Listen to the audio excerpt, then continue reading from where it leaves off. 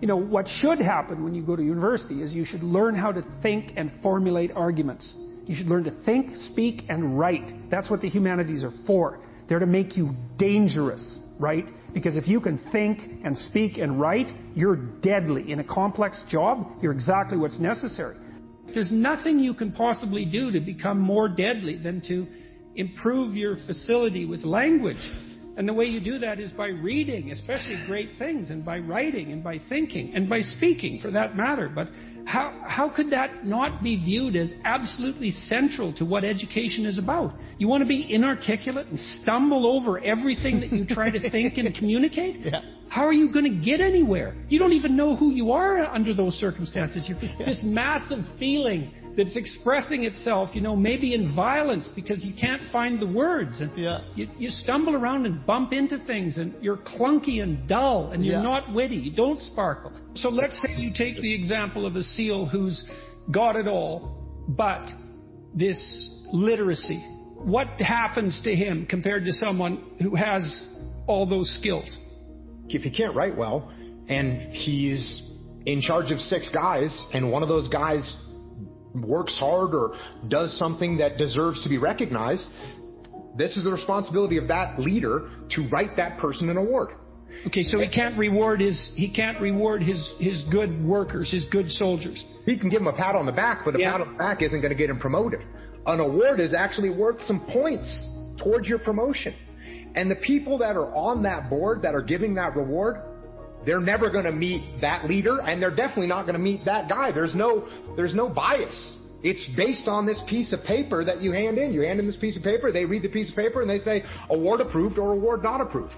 Mm-hmm. Or you want to do a mission, and you send that up the chain of command, and it's the same thing. It gets to a certain point where they're just looking at it and reading and trying to decipher this pile of junk that you put together. And by the way, if I'm in charge and Jordan sends me a concept of operations that doesn't make any sense, why would I possibly let you go out and execute an operation that I can't even understand what it is you're trying to do? Because what I observed in my own career, and it's so interesting, the parallelism is so interesting but not surprising, is that nothing can stop you if you can write. And it's for the reasons you just laid out. It's like, when you write, you make a case for something, whatever it happens to be. And if you make the best case, well, then you win.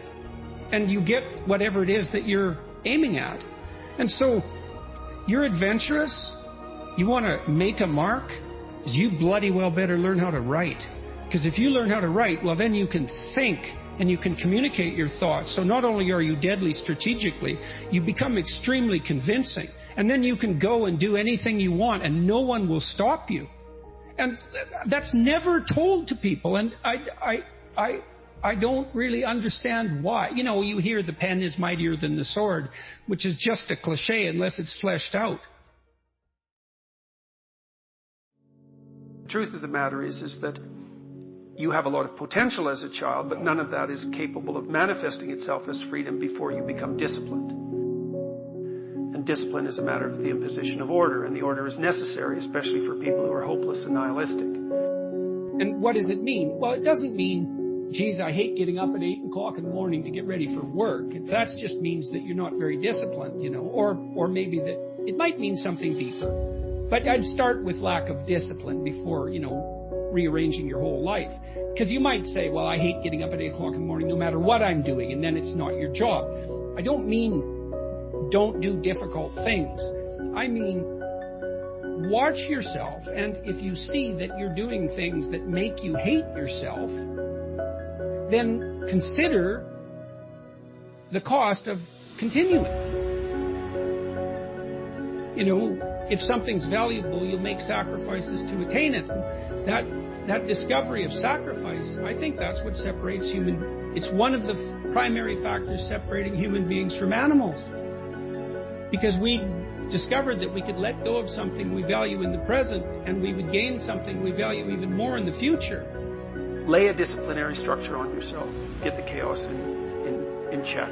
And then you can move towards a state that's freer. Because it's discipline first. Like, look, if you're going to become a concert pianist, there's going to be several thousand hours of extraordinarily disciplined practice. That's the imposition of order on your potential. That's let's say. But what comes out of that is a much grander freedom.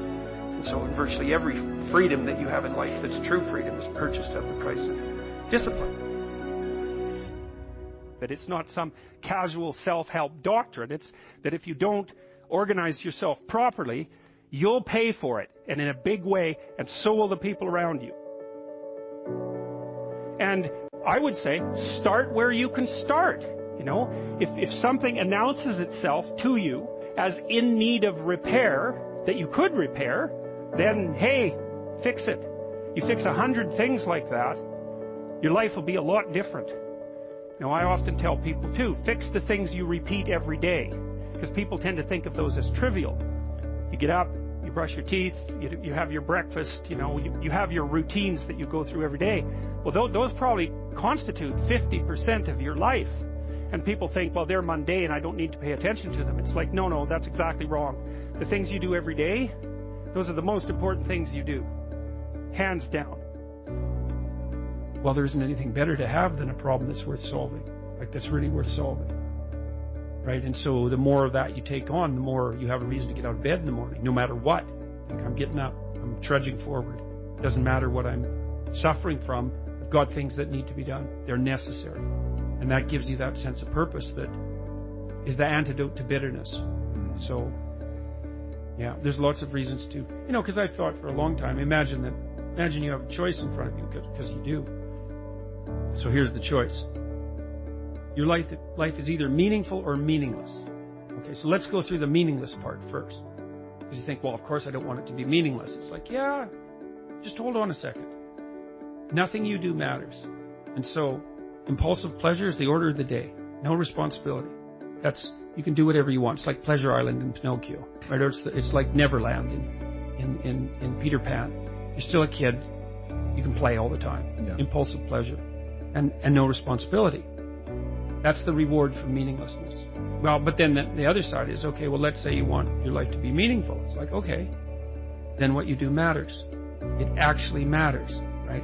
You make a mistake, hurts you, hurts your family, hurts the world in a deeper way than you think. And you have to be awake to that. And then you have to take it on yourself. So you're at a particular stage right now, and that stage would involve a particular worldview and the behaviors that go along with that. So the perceptions and behaviors. But it's not enough because you haven't mastered the whole world and you're making mistakes all the time. And then there's other neurological mechanisms so maybe that's a more left hemisphere phenomenon, the instantiation of that identity. Then there's right hemisphere mechanisms that are tracking your errors and and keeping track of them. And the errors are an indication that your theory is incomplete. So the errors accumulate and the information around the errors accumulate and another identity starts to become formulated. And it solves all the problems your previous identity did, but also some additional ones. When you have an aha moment like that, it's the manifestation of that next identity that's making itself known. It's because it's being built from the bottom up. It isn't explicit yet. And then you'll encounter an explicit statement. You mentioned a couple there, and they map onto that. And that's the aha. It's like, oh yes, that's what ties together these things that I've been wrestling with in the back of my mind. Attention, for example, is mediated by unconscious forces.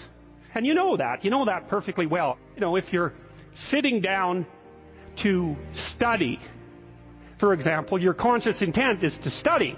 But you know perfectly well that all sorts of distraction fantasies are going to enter the theater of your imagination non-stop and annoyingly. And there isn't really a lot you can do about that except maybe wait it out. So you'll be sitting there reading and your attention will flicker away. You'll think about, I don't know, maybe you want to watch Jane the Virgin on Netflix or something like that. Or maybe it's time to have a peanut butter sandwich. Or you should get the dust bunnies out from underneath the bed. Or it's time to go outside and have a cigarette. Or maybe it's time for a cup of coffee. Or it's like all these subsystems in you that would like something aren't very happy just to sit there while you read this thing that you're actually bored by. And so they pop up and try to take control of your perceptions and your actions non-stop.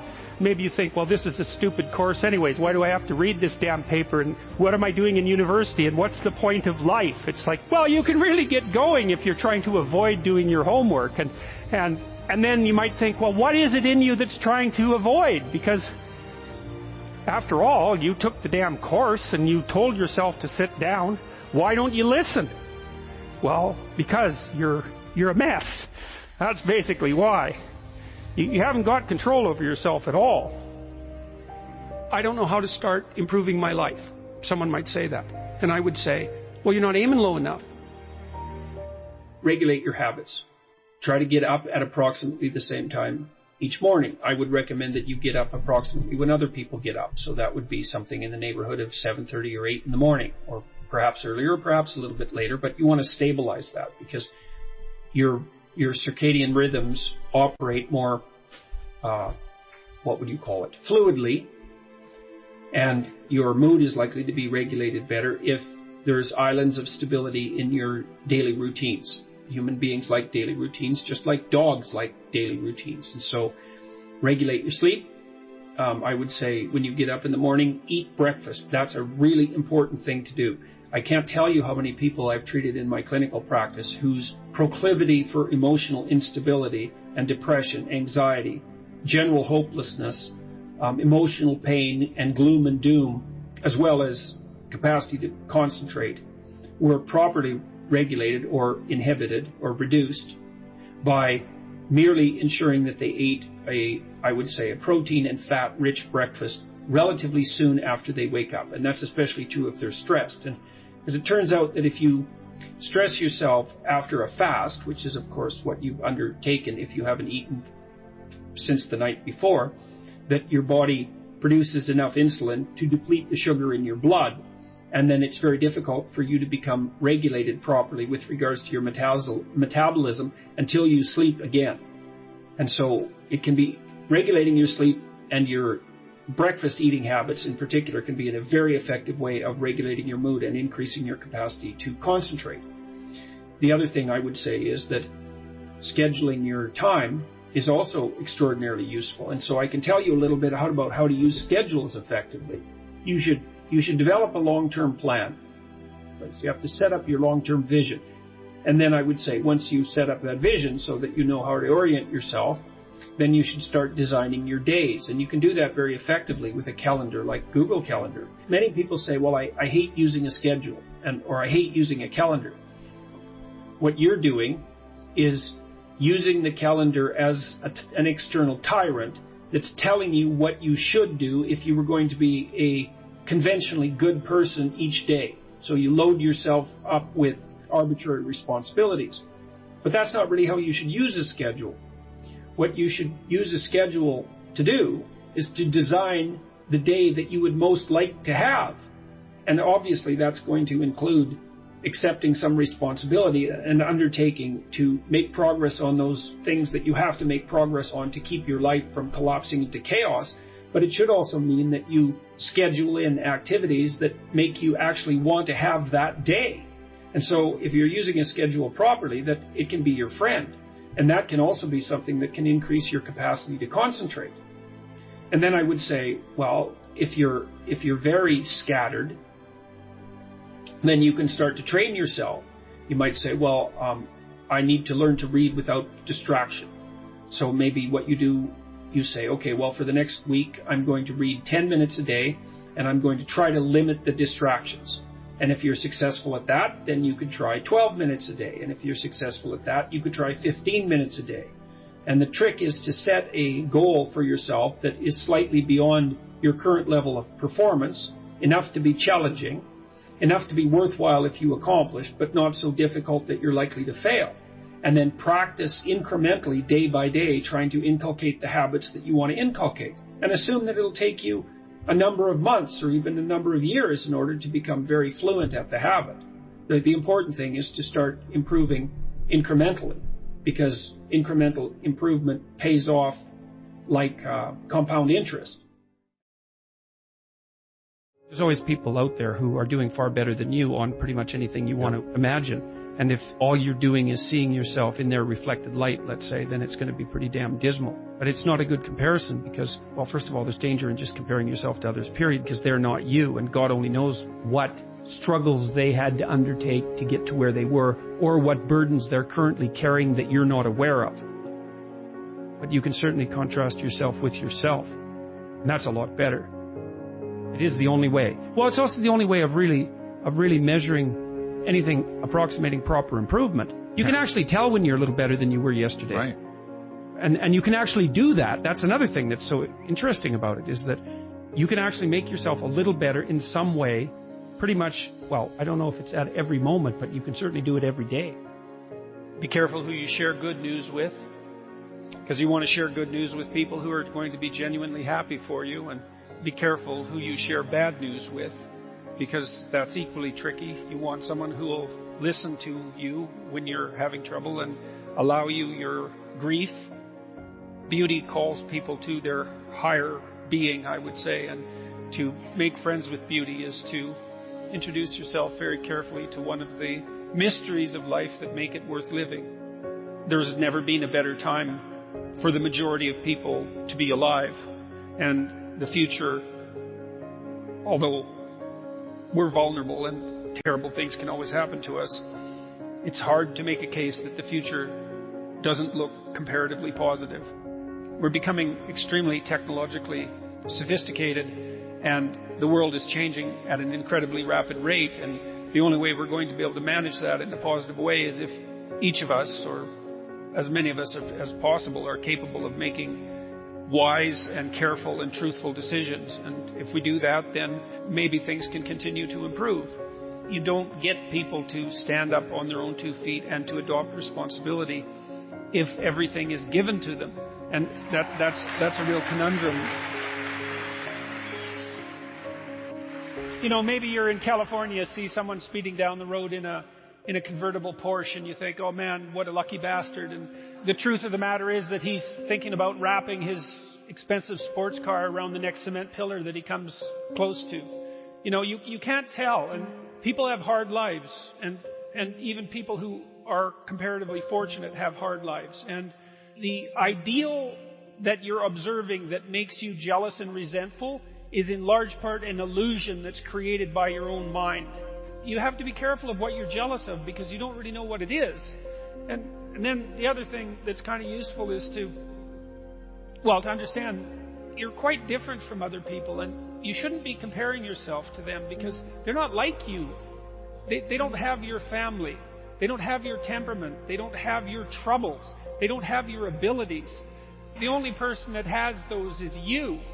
One of the rules, I think it's rule 4, is compare yourself to who you were yesterday and not to who someone else is today. And see, that's a game you can win. The possibility that you can make yourself slightly better on a continual basis is, I think that's something that's accessible to everyone. I think that's equivalent to leading a virtuous life. And there is something to be said for virtue and truth. You know, and that is one thing. Another thing that I've noticed about people who've been phenomenally successful is that they really do everything they can to live a truthful life. And you can get a bloody long ways by being honest. You got to know that there are differences in intelligence. It's really important. If you go into a job and you're not smart enough for that job, you're going to have one bloody miserable time.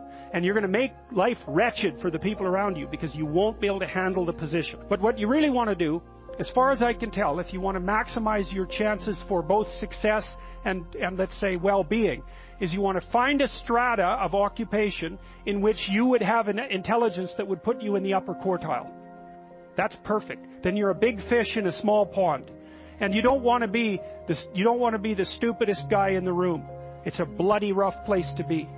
So, and you probably don't want to be the smartest guy in the room either, because what that probably means is you should be in a different room. If you want to be the best at what you're doing, bar none, then having an IQ of above 145 is a necessity, and maybe you're pushing 160 in some situations, and maybe that's making you one person in 10,000 or even one person in 100,000. And then also, to really be good at it, you probably have to be reasonably stress tolerant and also somewhat conscientious. Why is it that smart people are at the top of dominance hierarchies? And the answer to that, in part, is because they get there first. Right? I mean, everything's a race, roughly speaking. And the faster you are, the more likely you are to be at the forefront of the pack. And intelligence, in large part, is speed. That's not all of it is. So if you're moving towards something difficult rapidly, the faster people are going to get there first. You're going to have to put some effort into your life. And you need to be motivated to do that. And so what are the potential sources of motivation? Well, you could think about them in the big five manner. You know, if you're extroverted, you want friends. If you're agreeable, you want an intimate relationship. If you're disagreeable, you want to win competitions. If you're open, you want to engage in creative activity. If you're high in neuroticism, you want security. Okay, so those are all sources of potential motivation that you could draw on, that you could tailor to your own, your own personality. But then there are dimensions that you want to consider your life across. And so we ask people about, well, if you could have your life the way you wanted it in 3 to 5 years, if you were taking care of yourself properly, what would you want from your friendships? What would you want from your intimate relationship? How would you like to structure your family? What do you want for your career? Well, how are you going to use your time outside of your job? You're quite different from other people, and you shouldn't be comparing yourself to them because they're not like you. They don't have your family. They don't have your temperament. They don't have your troubles. They don't have your abilities. The only person that has those is you. Compare yourself to who you were yesterday and not to who someone else is today. And see, that's a game you can win. Most creative people fail at producing their creative product and monetizing it. Right? So your default position, if you're a creative person, is you're going to fail. And that's because it's hard to come up with something new, and it's hard to present it to the market at the right time, and it's hard to market it. Like, those things are really, really difficult. And so what successful entrepreneurs do is they just keep doing it over and over and over and over and over and over and over. And eventually, if they're fortunate, one of their ideas happens to hit the right place at the right time. And so that's also Darwinian in some sense. You're creating all these little enterprises that are sort of alive. They're run by people, after all. And even if your idea is good, that doesn't mean it will be successful. There's so many things that have to be taken into account. So this is partly why persistence, and that's part of conscientiousness, is so useful. It's like, what do they say? If at first you fail, then try again. And that would probably mean try something different rather than the same thing. But persistence is helpful because it enables you to run many, many experiments. And you need to know that the baseline is failure. It's important because otherwise you'll blame that on yourself. And some of that's useful because there's probably some things that you could improve about yourself. But it's very difficult to go from 0 to 1. If you're starting out as a salesperson, for example, the hardest sale is the first customer. And then, they get easier with each additional customer.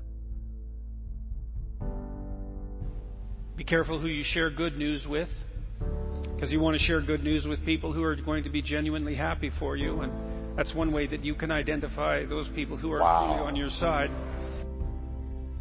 Be careful who you share bad news with, because that's equally tricky. You want someone who will listen to you when you're having trouble and allow you your grief, especially if it's a consequence of something tragic, and who won't try to one-up you, because often when you're talking to people, they'll be thinking about what they have to say that's worse, and that's not helpful if you need a listening ear. Make one room in your house as beautiful as possible.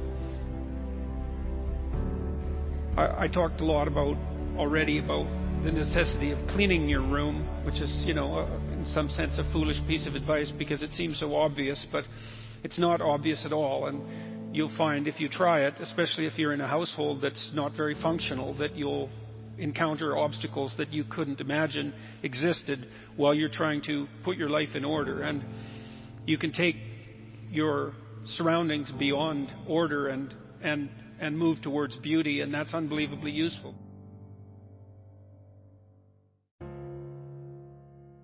There's this saying that says, tough times produce strong men, Strong men produce good times produce weak men produce tough times. Yes. If that's the truth, which phase are we in today? Well, if you think about it historically, you have to say that we're in good times. I mean, that doesn't mean everything about the current times are good, and of course life is always tenuous and difficult, but it's 1919. If you go back 100 years ago, imagine what the last 5 years would have been like, right? The entire world was encapsulated in a terrible war. The trench warfare was absolutely brutal, and that was a 5-year period, and then that was followed by the Spanish influenza, which killed 120 million people. And, so I'd rather be here now than there then by a substantial margin. And I think life is never easy, even under relatively positive conditions. But I would say that speaking on a global level, there's never been a better time for the majority of people to be alive. And the future, although we're vulnerable and terrible things can always happen to us, it's hard to make a case that the future doesn't look comparatively positive. We're becoming extremely technologically sophisticated, and the world is changing at an incredibly rapid rate, and the only way we're going to be able to manage that in a positive way is if each of us, or as many of us as possible, are capable of making wise and careful and truthful decisions. And if we do that, then maybe things can continue to improve.